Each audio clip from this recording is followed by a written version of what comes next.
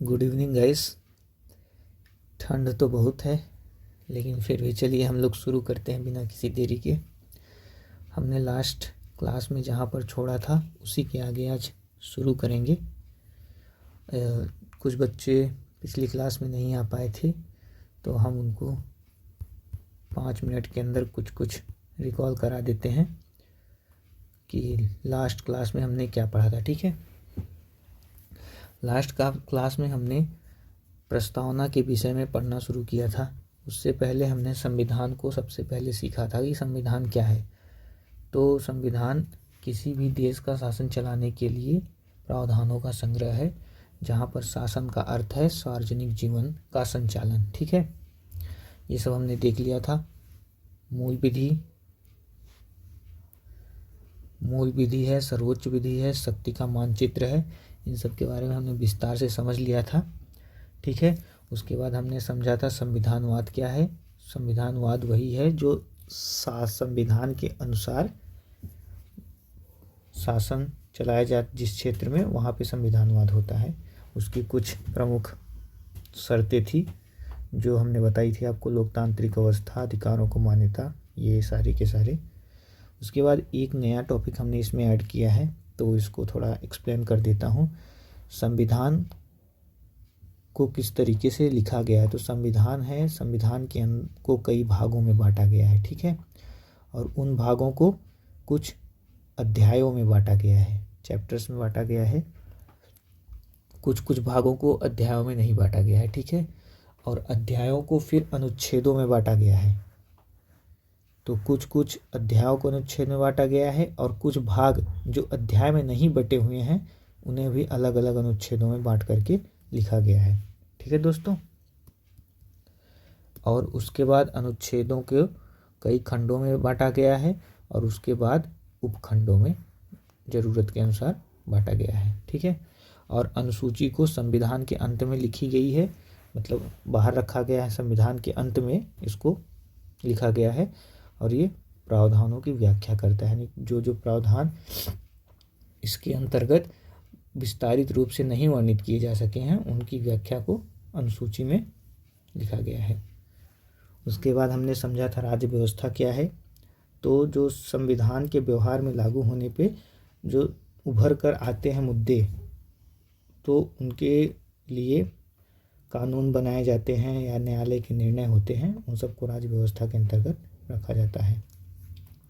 संस्थाओं के विभिन्न मुद्दे भी इसमें सम्मिलित होते हैं, जैसे संवैधानिक, असंवैधानिक, गैर, इन सब से संबंधित मुद्दे भी राज्य व्यवस्था से संबंधित होते हैं। जैसे गैर संवैधानिक या संविधानित्व के अंतर्गत नीति आयोग, राष्ट्रीय महिला आयोग आदि सब आते हैं।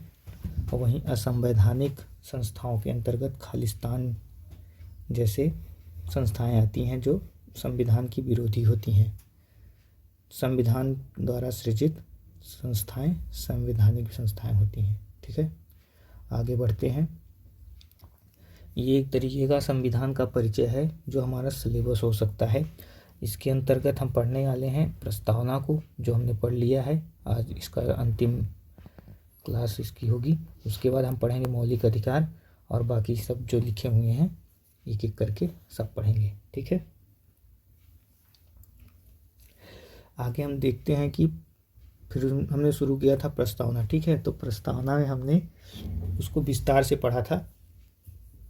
अब यहाँ ज़्यादा टाइम नहीं दिया जा सकता इसके ऊपर। ठीक है, और फिर उसके बाद फिर हमने सब प्रस्तावना की प्रमुख बातें पढ़ा था। इसमें शक्ति के स्रोत को जनता को बताया गया है, शासन शक्ति का स्वरूप, संपूर्ण प्रभुत्व संपन्न, समाजवादी, पंथ निरपेक्ष, लोकतंत्रात्मक गणराज्य, इन सब शब्दों के बारे में हमने पढ़ा था विस्तार से, और शासन की शक्ति के बारे में। ये उसका वर्णन है, पूरी तरीके से हमने एक बार फिर से कर दिया है। यहाँ पे एक प्रश्न भी हमने ऐड किया हुआ है, इसको ध्यान से आप पढ़िए। भारत के संविधान में लोक प्रभुता एक भ्रम है, चर्चा कीजिए। तो कुछ वैज्ञानिक कहते हैं कि भारत में जो संविधान में लोक प्रभुता है, यह वास्तव में एक प्रकार का भ्रम है, एक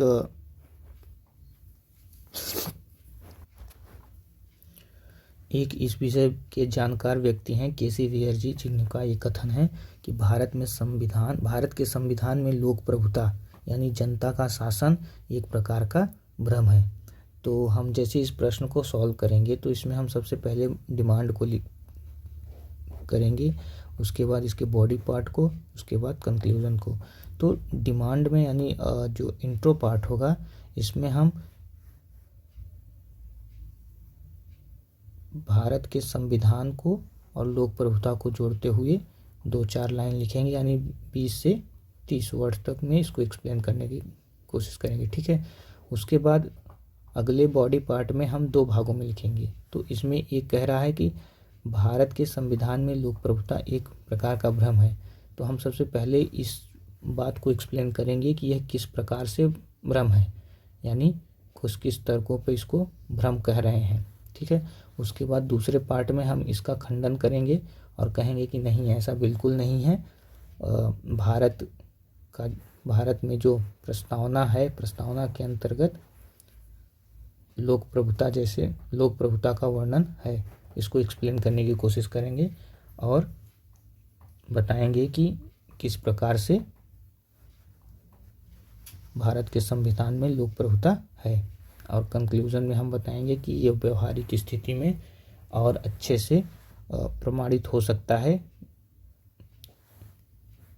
इन फ्यूचर। ठीक है। बस, तो इसको इसी तरीके से लिख लेंगे। बाकी आगे हम बढ़ते हैं। अभी बाकी हमने पढ़ा था शासन शक्ति का स्वरूप। ठीक है। तो हमने इसको भी अच्छे से एक्सप्लेन करके लिख दिया है। PDF आपको टेलीग्राम पे मिल जाएगी, वहाँ से आप इसको प्राप्त कर पाएंगे। और A4 साइज पेज में है, तो इसको आप प्रिंट आउट करा के अपना नोट्स अच्छे से बना सकते हैं। ठीक है। उसके बाद शासन शक्ति का उद्देश्य हमने पढ़ा था न्याय, स्वतंत्रता, समानता, व्यक्ति की गरिमा, एकता और अखंडता और बंधुता। इन सब के बारे में भी विस्तार से पढ़ा था। कुछ हमने प्रश्नों को हल किया था। उसके बाद आज की कक्षा हम यहाँ से शुरू करते हैं। ठीक है दोस्तों। हमने कहा था कि आगे की कक्षाओं में हम प्रस्तावना के इतिहास को थोड़ा जानेंगे कि ये कब आया, कहाँ से आया और कब प्रस्तावित किया गया। ठीक है। तो सबसे पहला है, प्रस्ताव रखा गया जवाहरलाल नेहरू जी के द्वारा 13 दिसंबर 1946 को। ठीक है दोस्तों। उसके बाद संविधान सभा ने इसको स्वीकार कब किया? 22 जनवरी 1947 को, यानी इसमें कुछ 1 महीने तक बाद बहस हुई होगी। उसके बाद इसको संविधान सभा ने स्वीकार कर लिया। प्रस्तावना कहाँ से लिया गया है? इसका मूल उद्देश्य नहीं कह सकते, मतलब इसका विचार कहाँ से लिया गया कि ये होना चाहिए, तो वो USA से लिया गया है। ठीक है। और इसमें जो भाषा और विषय वस्तु का प्रयोग किया गया है वो ऑस्ट्रेलिया से लिया गया है दोस्तों। ठीक है। अब हम आगे कुछ और समझने की कोशिश करते हैं। तो एक प्रमुख विषय इसमें रहता है कि अब प्रस्तावना का आलोचनात्मक मूल्यांकन अगर हमें करना हो तो इसके कुछ महत्व और इसकी कमियों को हम बताने का प्रयास करेंगे। तो हम सबसे पहले देखते हैं कि इसकी कमियां क्या रही। ठीक है। तो इसमें एक प्रमुख कमी है कि यह अपरिवर्तनीय है, अर्थात इस पे हमेशा विवाद बना रहता है कि संविधान में प्रस्तावना है, यह इसका मूल ढांचा है अथवा नहीं। ठीक है। तो इसको माना जाता है कि ये जो प्रस्तावना है ये संविधान के अंतर्गत केवल एक निर्देश के रूप में है, अर्थात इसको लागू करने के लिए सरकार किसी भी प्रकार से बाध्य नहीं है। तो इसलिए इसको कुछ ऐसा भी कहा जाता है कि यह दंत विहीन वाघ की तरह है, जिसके दांत तो हैं लेकिन वो, माफ करिएगा, जो बाघ तो है लेकिन उसके दांत नहीं है। ठीक है दोस्तों। तो ये वाद योग्य नहीं है, मतलब ये इन्फोर्सेबल नहीं है, यानी इसको वाद विवाद के लिए न्यायालय में नहीं ले जाया जा सकता। ठीक है। और अगली इसमें कमी है कि इसमें अस्पष्टता है। प्रस्तावना अस्पष्टता है इसमें, जैसे कुछ शब्द हैं, जैसे समाजवाद है। तो समाजवाद का वैश्विक स्तर पर कुछ और अर्थ निकल कर आता है और भारत के स्तर पर कुछ और, तो इस वजह से यह एक विवाद का विषय बना रहता है। दूसरा है पंथ निरपेक्ष।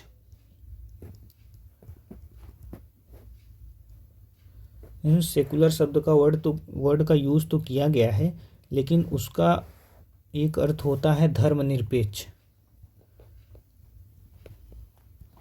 और भारत में धर्म का अर्थ होता है कर्तव्य, कर्तव्य से लिया जाता है। तो कर्तव्य से निरपेक्ष तो भारत नहीं है, तो इस वजह से यह विवाद का विषय बना रहता है। इसीलिए हमारे प्रस्तावना में पंथ निरपेक्ष शब्द का प्रयोग किया गया है। ठीक है दोस्तों, और एक और कमी है कि कुछ वैज्ञानिक मानते हैं कि यह बाहर से ली गई है, अर्थात USA, ऑस्ट्रेलिया आदि देशों से ली गई है, अर्थात यह स्वयं मौलिक रूप से भारत में नहीं बनाई गई, वह भारत के संविधान सभा द्वारा निर्मित नहीं है। तो यह इसकी कुछ कमियां रह गई दोस्तों। ठीक है, इतना पर्याप्त होगा। आगे बढ़ते हैं। एक अगला मुद्दा, मतलब अभी आलोचनात्मक मूल्यांकन के अंतर्गत हमने कमियों को देखा, अब हम इसके महत्व को देखते हैं कि इसके क्या उपयोग हैं। ठीक है, तो पहला उपयोग है भारत की राजनीतिक जन्मपत्री, यानी प्रस्तावना भारत की राजनीतिक जन्मपत्री है। ठीक है, तो इसको किसने कहा है? KM मुंशी जी हैं, इन्होंने इस कथन को कहा है। इन्होंने एक्सप्लेन करने की कोशिश की है कि जिस प्रकार से किसी मनुष्य की जन्मपत्री उसके संपूर्ण विवरण को प्रस्तुत करती है, उसी प्रकार से संविधान के संपूर्ण विवरण को प्रस्तुत करने का काम ये हमारी प्रस्तावना करती है। ठीक है, प्रस्तावना के अंतर्गत हमने देखा जैसे शासन शक्ति का स्रोत, ठीक है, जनता है। उसके बाद हमने पढ़ा शासन शक्ति का स्वरूप कैसा है, हमारा गणराज्य किस प्रकार का है। उसके बाद हमने पढ़ा शासन शक्ति का उद्देश्य, हमारे क्या क्या उद्देश्य हैं जिसे हमें भविष्य में प्राप्त करने हैं। ठीक है, तो इस प्रकार से प्रस्तावना भारत की जन्मपत्री कही जाती है। दूसरा उपयोग इसका क्या है? संविधान निर्माताओं के मस्तिष्क की कुंजी है। अब संविधान को निर्मित करने वाले तो वर्तमान समय में बचेंगे नहीं, भविष्य में भी नहीं रहेंगे, तो न्यायमूर्ति गजेंद्र गडकर जी हैं, इन्होंने प्रस्तावना को इस तरह के प्रस्तुत किया है कि संविधान निर्माताओं के मस्तिष्क की कुंजी है, यानी उस समय संविधान निर्माताओं के मस्तिष्क में किस प्रकार के विचार चल रहे थे उसको प्रस्तुत करती है हमारी प्रस्तावना। ठीक है, आगे बढ़ते हैं दोस्तों बिना लेट करते हुए। संविधान की आत्मा, यानी प्रस्तावना को संविधान की आत्मा कहा गया है, यानी संविधान का जो मूल पावर हाउस है, जहाँ से संपूर्ण संविधान को समझा जा सकता है, वह उसकी आत्मा है। जिस प्रकार से किसी व्यक्ति का शरीर आत्मा के बिना निर्जीव है, उसी प्रकार से संविधान भी प्रस्तावना के बिना निर्जीव हो जाता है। इस कथन को किसने कहा है? ठाकुर दास भार्गव जी ने। इस बात को ध्यान दीजिएगा। ठीक है, आगे बढ़ते हैं। चौथा है संविधान का परिचय पत्र। क्या? प्रस्तावना संविधान का परिचय पत्र है, यानी आइडेंटिटी कार्ड है। जिस प्रकार से किसी व्यक्ति का पूर्ण परिचय देने के लिए उसका आइडेंटिटी कार्ड पर्याप्त होता है, उसी प्रकार से संविधान का एक मोटा मोटा परिचय देने के लिए प्रस्तावना पर्याप्त है। ये कहा है ननी पालाखीवाला ने। ठीक है, पांचवा इसका उपयोग है, इसमें संविधान का दर्शन है। अभी हमने देखा, यहाँ पे आपको दिखाते हैं, ये संविधान का जब परिचय हमने पढ़ा, पीछे भी पढ़ा था, तो इसमें दर्शन, सरकार का गठन और विविध यानी अन्य विषय इसमें वर्णित किए गए हैं। तो संविधान का दर्शन जो है प्रस्तावना के अंतर्गत आता है, यानी संविधान का दर्शन प्रस्तावना के अंतर्गत आ गए। अगला हम देखते हैं स्वतंत्रता आंदोलन के आदर्शों की झलक।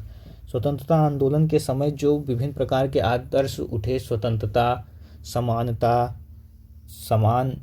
समानता और सबको वयस्क मताधिकार आदि प्रकार के विषयों का एक झलक दिखता है, क्योंकि उस समय स्वतंत्रता सेनानियों ने ही इस संविधान सभा में भाग लेकर संविधान का निर्माण किया। ठीक है दोस्तों, आगे बढ़ते हैं। अब हम पढ़ने वाले हैं प्रस्तावना से संबंधित कुछ मुद्दे जो अभी तक घटित होते गए हैं, और इस पे बात विवाद हमेशा बना रहता है, तो इसको हम समझने का प्रयास करते हैं। ठीक है दोस्तों, तो एक मुद्दा यहाँ पे बनता है कि प्रस्तावना संविधान का अंग है या नहीं है, प्रस्तावना संशोधनी है या नहीं है। ये दो प्रमुख प्रश्न बने रहते हैं। ठीक है, तो हम इसमें देखते हैं कि सुप्रीम कोर्ट का कुछ निर्णय आए हुए हैं जिनको आधार बना करके इनमें संशोधन किए गए हैं। ठीक है, तो पहले तो 1960 में एक केस आया, बेरूबाड़ी विवाद केस। ठीक है, इसमें संविधान ने कहा कि सुप्रीम कोर्ट ने कहा कि जो प्रस्तावना है वो संविधान का अंग नहीं है, अतः इसमें किसी प्रकार का संशोधन नहीं किया जा सकता। केवल संविधान में ही संशोधन करने का वर्णन किया गया है कि संविधान में ही संशोधन किया जा सकता है, संविधान ही संशोधनी है। तो जब इसको संविधान से बाहर कर दिया गया तो इसको संशोधनी नहीं माना गया। लेकिन आगे चलकर केशवानंद भारती केस में, इन दोनों केस को आप ध्यान से अभी समझ लीजिए, आगे चल के आगे की कक्षाओं में हम इनका वर्णन अच्छे से करेंगे कि इनमें कौन कौन सी घटनाएं घटी, किसके बीच क्या विवाद रहा। ठीक है दोस्तों, तो केशवानंद भारती केस हुआ जिसमें सन 1973 में सुप्रीम कोर्ट ने कहा कि नहीं, जो प्रस्तावना है वो संविधान का ही भाग है। इस प्रकार से अगर वो संविधान का भाग है तो उसमें संशोधन भी किया जा सकता है। तो तब से ही आज तक यही बात चलती आ रही है, और आज भी वर्तमान की स्थिति क्या है यहाँ पे समझिए दोस्तों। संविधान का एक अंग है क्या? प्रस्तावना संविधान का एक अंग है, यह संशोधनीय भी है। लेकिन इस बात को भी ध्यान दीजिएगा कि प्रस्तावना में स्थित मूल ढांचे में परिवर्तन नहीं होगा, यानी कुछ शब्द जो हैं वो मूल ढांचे के अंतर्गत माने जाते हैं जिनमें परिवर्तन नहीं किया जा सकता। एक मुद्दा है समाजवादी जैसा शब्द मूल ढांचे में नहीं आता, अतः इसको बदला जा सकता है या कुछ भी किया जा सकता है संविधान संशोधन के द्वारा। ठीक है दोस्तों, प्रस्तावना से संबंधित मुद्दे कोई एक दो एग्जाम्पल आप पे ध्यान दीजिएगा। LIC केस, मिनविग मिल्स केस और SR बोम्मई केस, ये सब केस में भी प्रस्तावना पे बात बहस हुई। ठीक है दोस्तों, आगे बढ़ते हैं। ये PDF आप परेशान मत होइए, ये पूरा PDF आपको टेलीग्राम चैनल पे प्राप्त हो जाएगा, वहाँ से आप डाउनलोड करके इसे प्रिंट आउट करा सकते हैं और इसमें अपना लिख भी सकते हैं। ठीक है,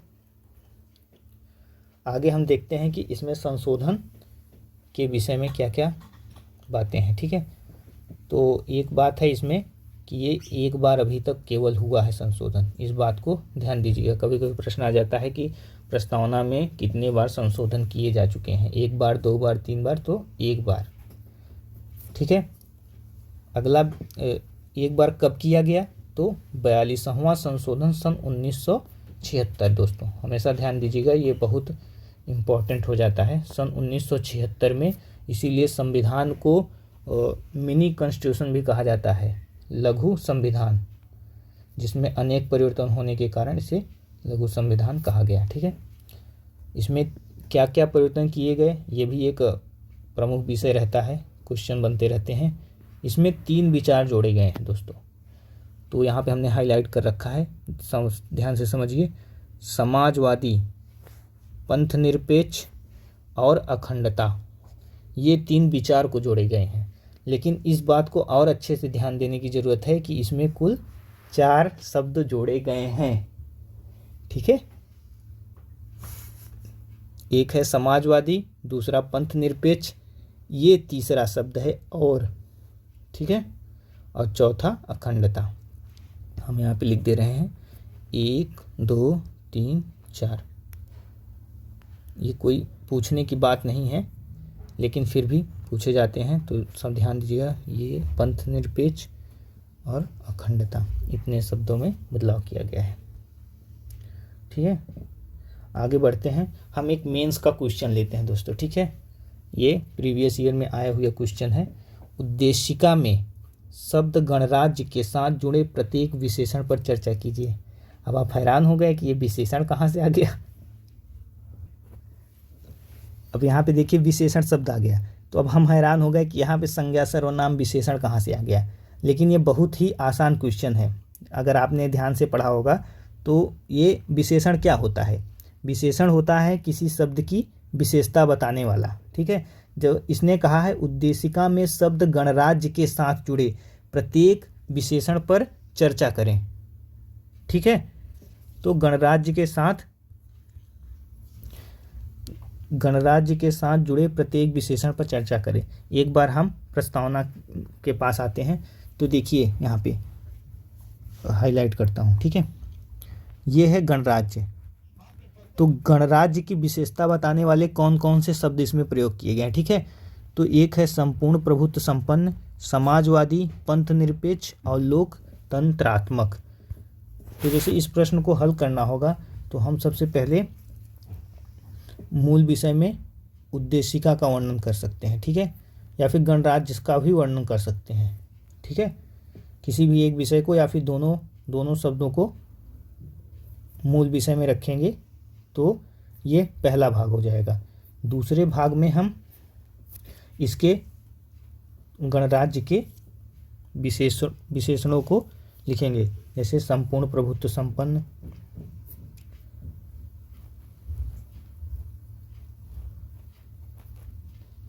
ठीक है। दूसरा यहाँ से देखिए समाजवादी, पंथ निरपेक्ष, लोकतंत्रात्मक।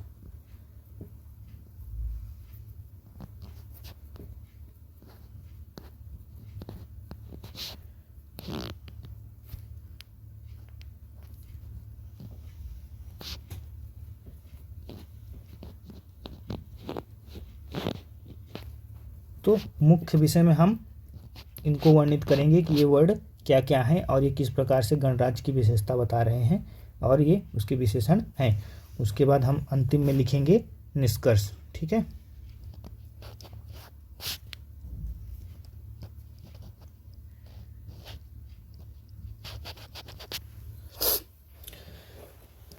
ठीक है दोस्तों। तो निष्कर्ष में हम लिख सकते हैं कि उद्देशिका में जो गणराज्य के साथ जुड़े हुए, आगे हम कह सकते हैं निष्कर्ष में कि गणराज्य की जो विशेषता बताने वाले शब्द हैं, ये सैद्धांतिक रूप से और व्यवहारिक रूप से किस प्रकार से भारत को एक गणराज्य के रूप में प्रदर्शित करते हैं। ठीक है दोस्तों, इस प्रकार से हमारा हो जाएगा निष्कर्ष और ये हो जाएगा हमारा बॉडी पार्ट और ये इंट्रो पार्ट। ठीक है दोस्तों, और आगे बढ़ते हैं, अगले क्लास के बारे में थोड़ा जान लेते हैं। तो अगला हमारा विषय होने वाला है मौलिक अधिकार। ठीक है दोस्तों, हमने अभी प्रस्तावना पढ़ लिया, अब हम आगे पढ़ेंगे मौलिक अधिकार, उसके बाद राज्य के निर्देशक तत्व और मौलिक कर्तव्य। इस तरीके से हम पूरा संविधान पढ़ लेंगे दोस्तों। तो यहाँ पे सरकार का गठन भी पढ़ेंगे और ये जो नागरिकता, संघ राज्य संबंध, निर्वाचन, सेवाएं, भाषाएं, ये सब हम संविधान के विभिन्न भागों के अंतर्गत पढ़ेंगे। अभी तो हम कुछ कुछ बिंदुओं को लेकर चल रहे हैं, जैसे दर्शन को पढ़ रहे हैं। तो प्रस्तावना पढ़ लिया हमने, मौलिक अधिकार को पढ़ेंगे, राज्य की नीति निर्देशक तत्व, मौलिक कर्तव्य। ठीक है दोस्तों, आप सभी का बहुत बहुत धन्यवाद। मिलते हैं अगली क्लास में मौलिक अधिकार के साथ। Good night.